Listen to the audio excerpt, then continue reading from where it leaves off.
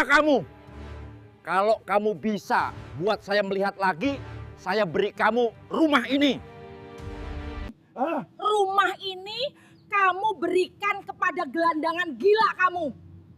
Namaku Dika, mahasiswa pertanian semester akhir yang hidup dengan dua hal, ilmu dari kampung dan keyakinan bahwa setiap manusia bisa bermanfaat meski tak punya apa-apa.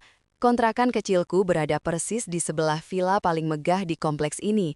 Sebuah villa milik pria kaya raya bernama Bapak Wijaya, pemilik jaringan restoran ternama yang terkenal bukan cuma karena makanannya, tapi karena sikapnya yang arogan dan tak tersentuh. Setiap kali aku lewat depan vilanya, aku bisa melihat mobil-mobil mewah parkir, lampu taman menyala indah, dan pagar tinggi yang seolah memisahkan dunia kami. Di balik tembok itu, aku hanya bisa menebak-nebak seperti apa hidup yang serba ada.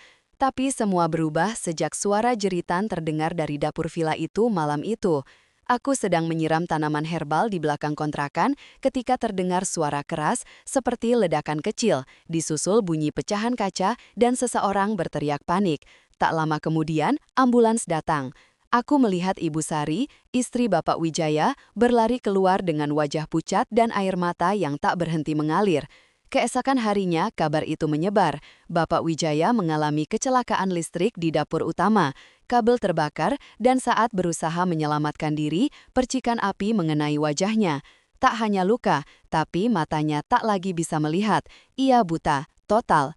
Villa itu yang biasanya ramai dengan aktivitas, kini senyap. Pintu gerbang tertutup sepanjang hari. Tak ada suara musik, tak ada tawa pelayan, tak ada aktivitas restoran. Yang tersisa hanya suara tangisan dari dalam rumah yang terkadang terdengar hingga ke kamarku. Hari-hariku tak lagi sama.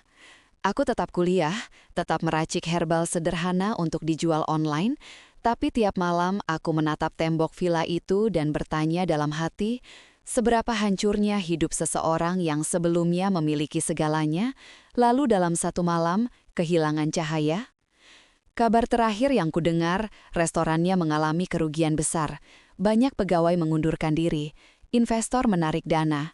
Dan yang paling mengejutkan, villa itu terancam disita bank karena cicilan yang tak lagi bisa dibayar. Villa yang dulu jadi lambang kesombongan, kini berubah menjadi istana kesunyian dan keputusasaan. Aku pernah duduk di balkon kecil kontrakan, mendengar Ibu Sari menangis sendiri. Kadang suaranya menyebut nama Allah, kadang hanya isak tanpa kata. Aku bisa merasakan luka itu, meski aku tak pernah masuk ke dalam rumah mereka sekalipun. Sampai akhirnya, pada suatu malam yang dingin, saat hujan turun pelan-pelan dan bau tanah basah menguar, aku mendengar suara yang berbeda, bukan tangis, tapi jeritan marah. Suara Bapak Wijaya dari dalam rumahnya meledak-ledak, kata-kata kasar, penuh kemarahan dan keputusasaan. Ia mengumpat kebutaan, menyalahkan hidup, menyalahkan semua orang, bahkan istrinya sendiri. Dan entah kenapa, di tengah malam itu, aku tidak bisa lagi menahan diri. Ada sesuatu dalam hatiku yang menuntunku berdiri, mengambil botol kecil ramuan tetes herbal buatan tangan, lalu berjalan ke arah villa itu, sambil membawa harapan dan doa dari desa yang dulu kupelajari diam-diam dari kakekku. Aku tidak tahu apa yang akan terjadi, tapi satu hal pasti, hidup kami akan bertabrakan, dan setelah itu, tak ada yang akan sama lagi. Aku berdiri lama di depan gerbang villa itu, menggenggam botol kecil ramuan yang kusebut tetes mata herbal, campuran dari daun sirih hutan, akar kangkuru, dan bunga telang liar yang kutanam di pot kecil di belakang kontrakan. Resep ini bukan dari buku ilmiah, ini warisan dari kakekku di desa, yang dulu dikenal sebagai perawat mata paling sederhana, tapi paling didatangi orang dari berbagai kecamatan. Suara hujan yang baru reda masih menyisakan tetes di daun-daun. Di dalam villa, suara Bapak Wijaya masih terdengar, marah, kasar, bercampur putus asa. Tapi tak lama kemudian, pintu depan terbuka. Ibu Sari melangkah keluar dengan langkah pelan, membawa kantong sampah besar yang diseret ke gerbang. Aku memberanikan diri memanggil, "Bu?" Ia menoleh, wajahnya lelah tapi tak terkejut melihatku. Mungkin ia sudah sering melihatku dari kejauhan. Maaf, saya Dika, anak kontrakan sebelah. Saya dengar soal Bapak. Ia mengangguk pelan, tidak banyak kata, tapi pandangannya seperti meminta sesuatu yang lebih dari simpati. Saya bukan dokter, Bu, tapi saya belajar ilmu tumbuhan. Saya punya tetes herbal, tidak untuk menyembuhkan sepenuhnya, tapi siapa tahu bisa membantu. Ibu Sari memandang botol kecil di tanganku. Tangannya bergetar sedikit saat menerimanya. Kamu yakin ini aman? Selama ini saya pakai sendiri, Bu. Teman-teman saya juga. Tidak ada efek samping. Dan saya selalu baca doa khusus dari kakek saya sebelum meracik. Ibu Sari masuk kembali. Aku tidak tahu apakah ramuan itu akan dipakai atau akan dibuang ke wastafel. Aku hanya tahu malam itu aku tidak bisa tidur. Kepalaku penuh bayangan, apakah tindakanku baru sang bodoh, sok tahu, atau justru harapan terakhir? Keesokan harinya, saat aku menyiram pot kecilku, seseorang mengetuk gerbang kontrakan. Ibu Sari berdiri di sana. Kali ini wajahnya berbeda. Ada sesuatu di matanya. Bukan harapan, bukan ketakutan, tapi semacam harapan yang rapuh. Ia memintaku datang ke villa sore nanti, bukan untuk mengobati, tapi untuk menjelaskan. Sore itu aku melangkah ke dalam Villa Wijaya untuk pertama kalinya. Aroma mewah masih terasa, tapi nuansanya muram. Ruang tamu sunyi, tirai ditutup rapat. Aku dipersilahkan duduk oleh Ibu Sari. Tak lama kemudian, dari balik ruangan, terdengar suara berat itu. Jadi, kamu yang bawa cairan aneh itu ya? Aku berdiri, menunduk sopan. Iya Pak, saya hanya ingin membantu. Ia tertawa sinis, suara tawa orang yang tak percaya pada siapapun. Membantu, kamu pikir ini sinetron? Tetes mata kampung bisa bikin orang buta ngeliat lagi. Aku diam, menahan diri. Aku tidak datang untuk debat. Apa kamu datang buat cari untung? Mau terkenal? Mau aku bayar? Atau mau viral di internet? Tidak Pak, saya tidak minta apa-apa. Ia berdiri perlahan, dibantu tongkat. Wajahnya masih penuh luka yang belum pulih sepenuhnya. Matanya kosong, tapi kata-katanya tajam. Semua orang selalu mau sesuatu. Aku menarik nafas. Kalau Bapak percaya, saya bisa teteskan sekarang. Tapi kalau tidak, saya tidak akan memaksa. Dan di sanalah semua berubah. Ia mendekat. Lalu, dengan suara keras, ia berteriak ke arah jendela yang terbuka dan disaksikan tetangga yang mulai berkumpul.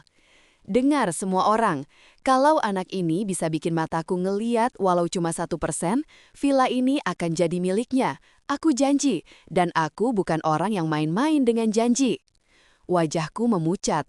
Aku ingin menolak, tapi kalimat itu sudah dilempar ke udara. Semua saksi sudah mendengarnya. Aku hanya bisa menatap Ibu Sari yang tampak lebih syok dari siapapun. Dan saat Bapak Wijaya menunduk dan berkata, "Sekarang, buktikan. Aku tahu, aku tidak bisa mundur." Aku berjalan pelan ke arahnya. Jantungku berdentum. Tangan ini, tangan dari desa, ramuan ini, dibuat di kontrakan kumuh. Tapi aku percaya, jika Allah mengizinkan, bahkan dari tempat paling rendah pun bisa lahir cahaya. Aku buka botol itu perlahan, meneteskan ke mata Bapak Wijaya yang terpejam, lalu kubaca doa itu, doa yang dulu diajarkan kakekku dengan suara lirih tapi penuh keyakinan. Dan detik itu juga, waktu seperti berhenti. Saat tetes ramuan terakhir menyentuh kelopak matanya, aku bisa merasakan tubuh Bapak Wijaya sedikit bergetar. Ia menarik napas dalam-dalam, seperti menahan sesuatu yang lebih besar dari rasa sakit. Aku masih berlutut di depannya, menyelesaikan doa yang sudah hafal sejak kecil. Udara di ruang tamu terasa berat, seolah menunggu keajaiban atau kegagalan datang lebih dulu. Semua orang terdiam. Ibu Sari berdiri di sudut ruangan, menggenggam ujung kerudungnya dengan gelisah. Di luar, beberapa tetangga menyelinap memandangi dari celah pagar yang terbuka. Villa ini, yang dulu begitu tertutup dan eksklusif, kini menjadi panggung bagi pertaruhan paling ganjil yang pernah kulihat, antara kehormatan dan keputusasaan. 30 menit berlalu, tidak ada perubahan. Bapak Wijaya tetap diam. Aku masih duduk di lantai, menatap wajahnya yang tak bisa kubaca. Aku tidak tahu apakah aku baru saja membuat kesalahan besar atau membuka pintu yang tak akan pernah bisa kututup lagi. Cahaya, bisiknya pelan. Aku menegakkan tubuh. Matanya masih tertutup, tapi jari-jarinya mulai meraba udara di sekitarnya. Aku melihat cahaya, gumamnya. Ibu Sari berlari ke arahnya. "Pak, apa benar?" tanyanya dengan suara gemetar. Dengan perlahan, Bapak Wijaya membuka kelopak matanya. Matanya masih merah dan sedikit bengkak, tapi sorotnya mulai menangkap arah cahaya dari jendela. "Ada bentuk samar seperti bayanganmu, Sari." Aku berdiri perlahan, tak berani bersuara. Waktu seakan terbelah antara keajaiban dan kenyataan yang belum selesai. Beberapa menit kemudian, ia menatap ke arahku. Tatapannya kosong, tapi tidak sepenuhnya. Ia menggerakkan tangan ke depan, mencoba menyentuh wajahku. Dan saat jarinya mengenai ujung daguku, ia terisak. "Ini kamu, anak itu, si Dika?" Aku hanya mengangguk. Tidak ada kata yang cukup untuk menjelaskan campur aduk di dadaku. Ia mulai menangis. Bukan tangis sedih, tapi tangis seseorang yang baru saja diangkat dari dasar jurang. Ia memeluk istrinya erat. Beberapa tetangga yang melihat dari luar bersorak pelan, lalu satu persatu menghilang dengan perasaan yang tak bisa ditebak, antara syok, kagum, atau bahkan iri. Tapi aku tahu, badai baru saja dimulai. Beberapa jam setelah itu, dokter pribadi keluarga datang. Ia memeriksa kondisi mata Bapak Wijaya dan mengatakan sesuatu yang mengejutkan. Sistem penglihatan mengalami reaksi luar biasa. Saya tidak bisa jelaskan ini secara medis sekarang, tapi jika perbaikan terus terjadi, kemungkinan besar penglihatannya akan kembali total. Dan memang, selama 3 hari setelahnya, Bapak Wijaya mulai bisa membaca huruf besar. Ia mengenali warna, ia mulai menatap cermin, dan akhirnya ia menatapku langsung. Hari keempat, saat aku datang membawa ramuan tambahan, ia duduk di ruang tamu menatapku dengan mata yang jernih dan tajam, tapi kali ini tanpa kesombongan. Ia menyuruh semua pembantu keluar, menyuruh istrinya meninggalkan kami berdua, lalu ia berkata lirih. "Aku ingin mencabut kata-kataku." Aku mengerutkan dahi. "Pak, janji tentang villa itu," katanya dengan suara berat. "Itu janji saat aku marah, emosional. Tidak benar. Villa ini bukan sekadar rumah. Ini satu-satunya harta yang tersisa. Dan aku mengangguk pelan. Saya mengerti, Pak. Saya memang tidak pernah mengharapkan villa itu." Ia menatapku lama. Tapi semua orang dengar, mereka menyaksikan. Jika aku tak menepatinya, aku akan dianggap pembohong. Aku akan kehilangan muka.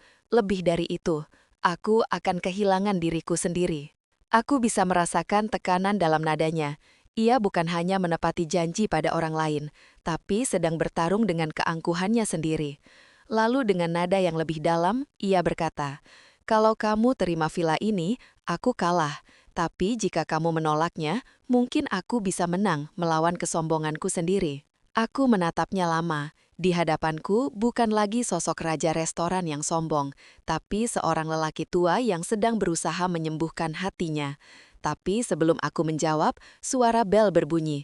Pekerja bank datang membawa surat resmi. Penyitaan villa sudah dijadwalkan minggu depan.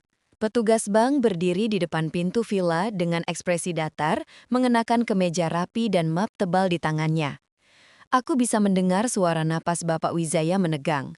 Belum sempat kami bicara lebih jauh soal janji yang ia buat padaku, dunia kembali mengguncangnya. Ibu Sari mempersilahkan tamu itu masuk, meski wajahnya tak bisa menyembunyikan kepanikan. Kertas-kertas berserakan di meja, surat peringatan, bukti tagihan, hingga pemberitahuan penyitaan. Semua sudah menumpuk sejak berbulan-bulan lalu. Kini, waktunya hampir habis. Menurut jadwal, penyitaan akan dilaksanakan hari Senin depan, 7 hari lagi, ucap petugas itu tanpa basa-basi. Bapak Wijaya hanya menunduk, tidak ada perlawanan, tidak ada pembelaan diri. Seolah tak ada lagi kekuatan dalam dirinya untuk menyangkal atau bertarung. Ia bahkan tidak menyentuh teh yang disuguhkan Ibu Sari. Aku berdiri di pojok ruangan, mencoba tak mencampuri urusan mereka, tapi hati ini tak bisa diam. Villa ini bukan sekedar bangunan mewah. Villa ini adalah saksi perubahan besar dalam hidup seseorang. Dalam hidupku juga. Setelah petugas itu pergi, aku berpamitan. Tapi sebelum keluar, suara Bapak Wijaya memanggil pelan. "Dika?" Aku menoleh. Wajahnya menua seketika.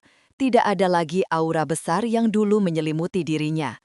Aku tak bisa menepati janji itu. Villa ini bukan milikku lagi. Bahkan jika aku ingin menyerahkannya padamu, aku tak berhak. Aku hanya menatapnya, lalu berkata lirih, "Pak, dari awal saya tidak pernah menginginkan villa ini." Ia menunduk, seperti tak percaya dengan apa yang kudengar. "Saya cuma ingin membantu," lanjutku, "dan saya percaya sesuatu yang datang karena niat baik tidak pernah sia-sia." Hari itu, aku kembali ke kontrakan dengan kepala penuh pikiran. Sepanjang malam, aku menatap langit-langit kamarku yang lembab, memikirkan apa yang bisa kulakukan. Aku tahu, aku bukan orang penting. Aku bahkan kesulitan membayar semester akhir kuliahku. Tapi, aku juga tahu, ada satu nama yang bisa kutemui. Pagi harinya, aku menghubungi seseorang yang sudah lama tidak kukontak, dosen pembimbingku di kampus, Bu Astuti. Dulu, saat aku masih aktif meneliti tanaman herbal untuk tugas akhir, beliau sering membawaku ke desa-desa, memperkenalkanku pada jaringan yayasan yang bergerak di bidang sosial dan kesehatan alternatif. Bu Astuti menjawab teleponku dengan hangat. Saat aku menceritakan semuanya, ia terdiam sejenak, lalu berkata dengan tegas, "Bawa saya ke sana." Sore itu, ia datang bersama dua rekannya dari yayasan. Mereka duduk bersama Bapak Wijaya dan Ibu Sari. Penjelasan terjadi panjang lebar, membahas kemungkinan penyelamatan properti dengan dana talangan sosial, sebuah program yang ditujukan untuk orang-orang yang kehilangan aset akibat kecelakaan atau bencana mendadak. Setelah hampir 2 jam diskusi, sebuah keputusan kecil tercapai. Yayasan akan membantu menalangi tunggakan villa selama 3 bulan ke depan. Tapi dengan satu syarat, villa ini harus mulai difungsikan sebagai pusat pelatihan herbal dan pengobatan tradisional yang terbuka untuk umum.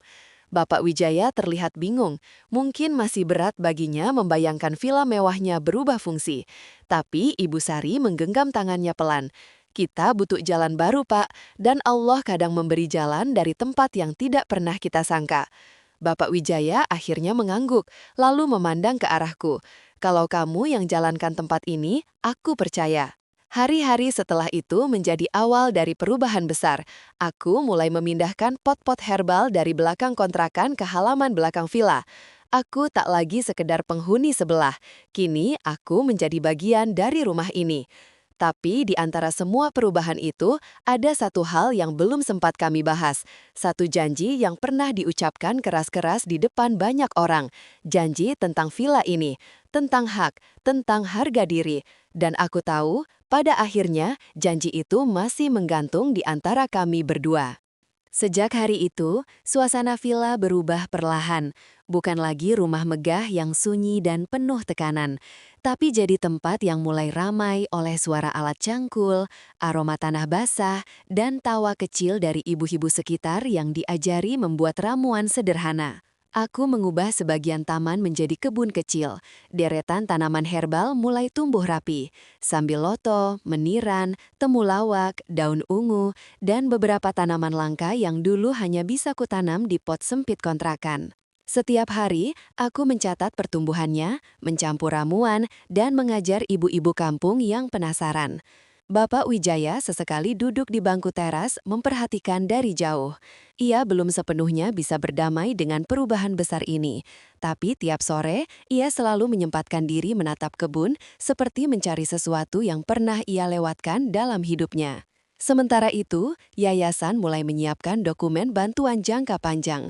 Dana talangan tahap pertama sudah cair. Surat penyitaan berhasil ditangguhkan, namun waktu terus berjalan. Kami belum tahu bagaimana nasib villa ini setelah 3 bulan habis. Dan di tengah semua aktivitas itu, janji lama itu kembali menghantuiku. Suatu pagi, aku sedang mencangkul tanah ketika Bapak Wijaya berjalan mendekat. Langkahnya pelan, tapi pasti. Ia berdiri di sampingku, lalu memandang kebun yang mulai hijau. Dulu aku kira aku bisa membeli segalanya, termasuk waktu, kepercayaan, dan kesehatan. Tapi semua itu ternyata bisa lenyap dalam satu percikan api, katanya pelan. Aku menoleh padanya, menunggu Inya melanjutkan. "Kamu masih ingat janjiku?" tanyanya lirih. Aku menunduk. Tentu aku ingat, mana mungkin aku lupa. Tapi aku tidak pernah menganggap itu sebagai hutang yang harus dibayar. Bukan karena aku sok suci, tapi karena dari awal niatku hanya menolong. "Sampai hari ini, aku masih merasa malu," katanya lagi. "Kamu menyelamatkan mataku, tapi lebih dari itu, kamu menyelamatkan jiwaku." Aku tak bisa berkata-kata, tapi dalam diam, aku mendengar langkah berat hatinya sedang mencari keikhlasan. "Saya tidak menagih janji itu, Pak," kataku akhirnya. "Saya tidak pernah menginginkan villa ini." Ia menatapku, tatapannya tidak marah, tidak juga sedih, tapi penuh pengakuan. "Tapi, saya juga tidak bisa pura-pura tidak mendengarnya waktu itu," lanjutku. "Saya tahu harga diri Bapak ada di dalam janji itu, tapi kalau saya terima, bisa jadi saya yang merusak Bapak. Dan kalau saya menolak, saya takut Bapak merasa kalah. Saya tidak ingin keduanya." Ia tertawa kecil. "Kamu ini aneh, Dika. Bahkan untuk menerima hadiah pun kamu pikirkan perasaan orang lain." Kami terdiam lama. Angin menyapu daun-daun serai yang mulai tinggi. "Apa kamu mau tinggal di sini?" tanyanya akhirnya. Aku mengerutkan dahi. "Maksud Bapak?" "Tidak untuk memiliki villa ini, tapi tinggal sebagai bagian dari rumah ini, bukan sebagai tamu, tapi sebagai keluarga." Aku terdiam, tawaran itu tidak main-main. Ibu Sari yang berdiri tak jauh dari kami mendekat, menggenggam tanganku, dan berkata dengan mata berkaca, "Kami tidak punya anak, Dik, dan kamu telah datang saat kami kehilangan segalanya. Maukah kamu menjadi bagian dari kami?" Untuk pertama kalinya, aku merasa seperti kembali ke desa. Bukan karena bentuk rumahnya, tapi karena kehangatan yang entah sejak kapan mulai tumbuh di antara kami. Aku mengangguk pelan. "Kalau memang Bapak dan Ibu ikhlas." Ibu Sari langsung memelukku. Bapak Wijaya tersenyum kecil, lalu menepuk bahuku. Dan di detik itu juga, aku tahu villa ini memang bukan milikku, tapi aku adalah bagian darinya. Namun, meski semua terasa mulai tenang, aku tahu cerita ini belum selesai. Restoran milik Bapak Wijaya, yang dulu menjadi sumber kejayaannya, kini tinggal nama. Dan ia belum menyentuh dapur sejak kebutaannya. Sampai suatu malam, ia berdiri di ambang pintu dapur belakang, memandangi tanaman jahe merah yang baru kutanam. Dan dari sinar matanya, aku tahu api lama di dalam dirinya belum benar-benar padam. Dari kejauhan, aku melihat tubuh Bapak Wijaya berdiri diam di ambang pintu dapur belakang. Angin sore menggerakkan ujung jaket tuanya, dan sinar matahari keemasan membentuk siluet tubuhnya yang lebih kurus dari dulu. Tapi, dari cara ia memandang jajaran tanaman jahe merah di bawah teras, aku bisa merasakan sesuatu yang bergerak di dalam dirinya. Api yang dulu membuatnya berdiri di puncak, perlahan menyala kembali. Aku mendekat pelan, membawa sekeranjang kecil daun segar dari kebun. Ia menoleh, dan matanya memandangku dengan cara yang berbeda. Bukan sebagai penyelanat, bukan pula sebagai anak kecil dari kontrakan sebelah, tapi sebagai seseorang yang kini berjalan bersisian dengannya. "Kamu tahu, Dika," katanya tanpa melihatku langsung, "dulu, saat pertama kali aku buka restoran, semua orang meremehkanku. Mereka bilang, makanan mewah hanya untuk orang luar negeri. Tapi, aku buktikan bahwa lidah lokal juga bisa menyentuh langit." Aku tersenyum kecil, dan sekarang mungkin waktunya membuktikan bahwa jamu kampung bisa duduk di meja yang sama dengan anggur mahal. Ia tertawa kecil, lalu menghela napas panjang. "Kamu benar, selama ini aku terlalu jauh dari akar. Aku mengejar kesempurnaan rasa dari bahan-bahan impor, padahal yang menyembuhkan mataku justru tanaman dari tanah sendiri." Hari-hari berikutnya, dapur belakang villa menjadi saksi perubahan yang mengejutkan. Bapak Wijaya, yang selama berbulan-bulan tak mau menyentuh pisau dapur, kini mulai menyusun ulang meja kerja. Ia menata ulang rak bumbu, mencatat bahan-bahan baru, bahkan meminta diajari cara menanam kunyit sendiri. Aku membantu sebisaku. Setiap pagi, kami mencicipi rebusan jamu. Kadang rasanya getir, kadang terlalu sepat. Tapi tiap kali ia mengangguk pelan, aku tahu. Lidahnya yang dulu sangat kritis, perlahan mulai terbuka pada dunia baru. Ide gilaku, Dik, katanya suatu malam. Gimana kalau kita buat restoran baru, tapi semua makanannya berbasis herbal, campuran resep modern dan bahan tradisional. Sesuatu yang belum pernah orang coba sebelumnya. Aku mengangkat alis. Restoran jamu? Bukan jamu biasa, tapi fine dining berbasis jamu, fusion cuisine yang menyehatkan tanpa kehilangan cita rasa. Aku terdiam, tidak percaya seorang Bapak Wijaya bisa berkata seperti itu. Dulu, satu tetes kunyit di sup krim saja bisa membuat dia membuang satu panci penuh. Tapi kini, ia bicara tentang merangkul kekayaan lokal. Restoran pertama itu dibuka kecil-kecilan, tepat di halaman belakang villa. Kami sebut Rasa Loka, hanya 5 meja. Menu pertama, nasi gurih rempah serai, ayam panggang jahe merah, dan jus daun kelor dengan madu randu. Malam pembukaan hanya dihadiri 5 tamu, semua dari yayasan, termasuk Bu Astuti. Tapi reaksi mereka luar biasa. Mereka tak menyangka bahwa makanan seunik itu bisa terasa mewah sekaligus menyehatkan. Bapak Wijaya berdiri di balik tirai dapur, memandang dengan mata berkaca. Aku seperti sedang membuka restoran pertama kaliku lagi, bisiknya padaku. Tapi kali ini, aku tidak sendiri. Dan memang, ia tidak lagi sendiri. Aku, yang dulu hanya anak kontrakan, dengan tangan penuh tanah dan ramuan, kini berdiri di sampingnya, bukan sebagai bawahan, tapi sebagai rekan, keluarga, penjaga akar, dan peramu harapan baru. Namun, saat segalanya mulai mengalir dengan baik, sebuah kabar datang dari luar kota. Mantan rekan bisnis Bapak Wijaya, yang dulu menjatuhkannya saat ia buta dan tidak bisa bekerja, mendadak ingin kembali bertemu. Ia mengajukan kerjasama. Bapak Wijaya menatap surat undangan itu dengan pandangan tajam. Orang ini, yang dulu mengambil separuh saham restoranku tanpa belas kasihan, sekarang ingin mengajak kerjasama. Aku melihat matanya berubah, bukan amarah, tapi luka lama yang belum kering. Dan aku tahu, babak baru akan dimulai, bukan soal mata, tapi tentang harga diri yang pernah diinjak, dan apakah Bapak Wijaya siap menegakkannya kembali tanpa jatuh ke dalam kesombongan yang lama. Surat undangan itu tergeletak di atas meja makan, dibiarkan terbuka dengan kop surat emas dan huruf-huruf tegas bertuliskan nama yang pernah menghantui masa lalu Bapak Wijaya, Rendra Santosa. Seorang pengusaha makanan cepat saji yang dulu menjadi rekan bisnisnya, lalu menikamnya dari belakang ketika kabar kebutaan itu menyebar. Aku belum pernah melihat ekspresi Bapak Wijaya seperti sore itu. Wajahnya tenang, tapi dagunya sedikit bergetar. Ia menatap surat itu, seperti menatap cermin retak, menggambarkan bagian dari hidupnya yang ingin ia lupakan, tapi terus menuntut untuk diselesaikan. Ibu Sari duduk di sampingnya. "Pak, tidak perlu datang kalau Bapak belum siap, kita sudah punya yang kita butuhkan di sini." Tapi Bapak Wijaya menggeleng pelan. "Bukan soal kerjasama, tapi aku ingin tahu apa yang sebenarnya ia inginkan sekarang. Aku tahu, ini bukan sekadar urusan bisnis. Ini soal harga diri yang dulu dicabik dan kini berdiri dalam bentuk undangan makan malam di restoran mewah milik lawan lamanya." Malam itu, kami bertiga datang ke tempat yang dulu pernah menjadi restoran milik Bapak Wijaya sendiri yang kini telah berubah nama dan interiornya.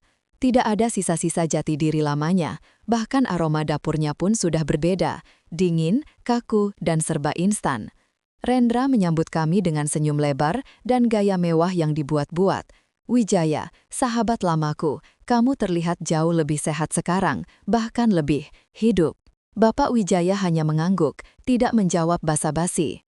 Tangannya menggenggam tongkat yang dulu jadi simbol kejatuhannya, tapi kini ia genggam dengan tegak.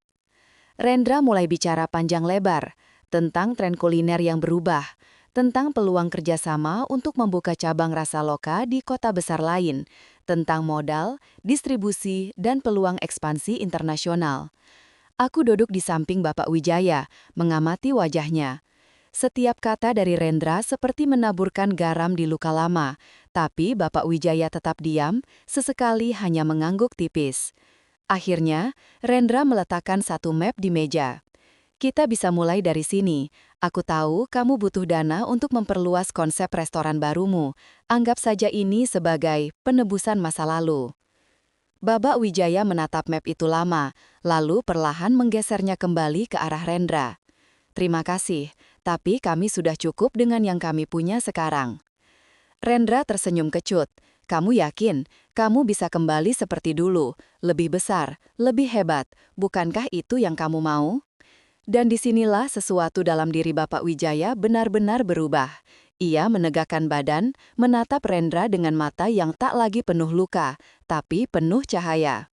Dulu mungkin, tapi sekarang saya lebih memilih sepiring nasi rempah dengan tangan saya sendiri daripada ratusan cabang tanpa jiwa. Rendra terdiam, dan di momen itu aku tahu, kemenangan bukan lagi soal uang atau restoran besar, tapi soal mampu berdiri di hadapan orang yang pernah menjatuhkanmu tanpa membalas dengan dendam. Kami meninggalkan restoran itu tanpa menoleh ke belakang. Dalam perjalanan pulang, Bapak Wijaya tertawa kecil. Kamu tahu, Dik, saat aku menolak tawaran itu, aku seperti sedang menutup pintu masa laluku. Bukan karena aku benci, tapi karena aku sudah tidak butuh validasi darinya. Aku hanya tersenyum. Berarti sekarang waktunya membuka pintu masa depan, Pak? Ia menoleh padaku, dan kamu adalah kunci dari pintu itu. Kami tiba di villa menjelang malam. Di dapur belakang, aroma rebusan serai dan jahe menyambut kami. Ibu Sari sudah menyiapkan hidangan sederhana untuk makan malam. Tapi sebelum kami duduk, seorang tamu tak terduga datang. Seorang wanita muda dengan pakaian rapi dan map di tangannya. Ia memperkenalkan diri sebagai jurnalis kuliner dari majalah nasional. Dan katanya, ia ingin menulis artikel khusus tentang restoran kecil berbasis herbal yang katanya sedang viral karena menyehatkan, lezat, dan berasal dari tangan seorang pria yang dulunya buta. Apakah saya bisa bertemu dengan pemilik rasa loka? Tanyanya sambil menatap ke arah kami.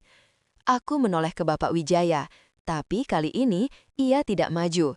Ia justru menepuk pundakku pelan, lalu mendorongku maju. Ini dia, katanya, pemiliknya, dan peracik rasa baru yang menyelamatkan semuanya.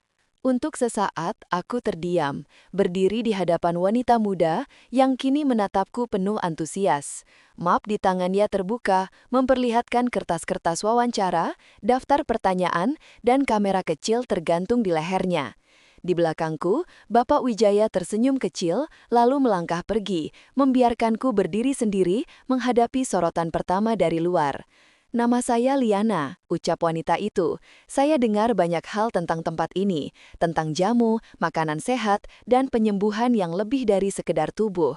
Aku mengangguk pelan. Silahkan masuk, Mbak Liana, kita bisa mulai dari dapur. Kami berjalan melewati lorong sempit yang menghubungkan ruang tamu dan dapur belakang. Di sisi kiri, deretan botol kaca berisi minyak herbal tersusun rapi. Di rak kayu, tanaman segar tergantung dalam gulungan kertas basah agar tetap segar. Di sudut meja, ada buku tua milik kakekku, penuh catatan tangan tentang ramuan desa.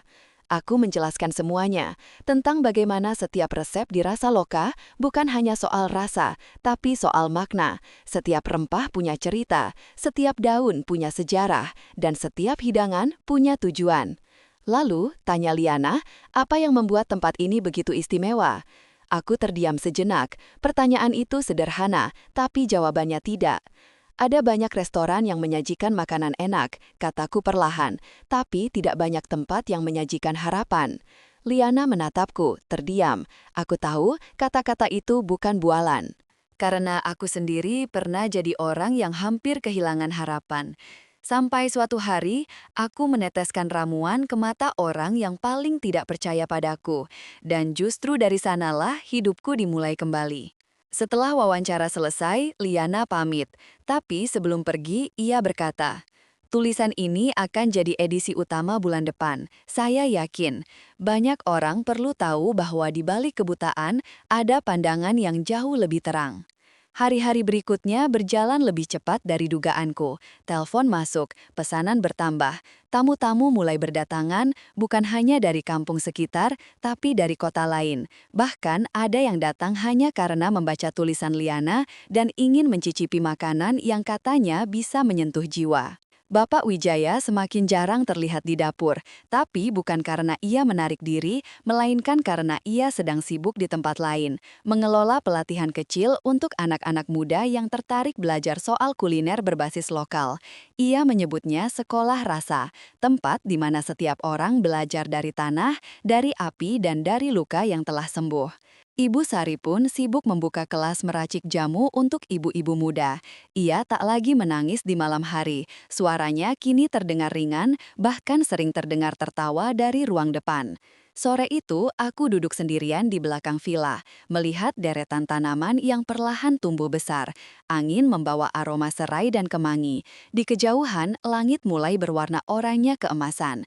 Aku memejamkan mata.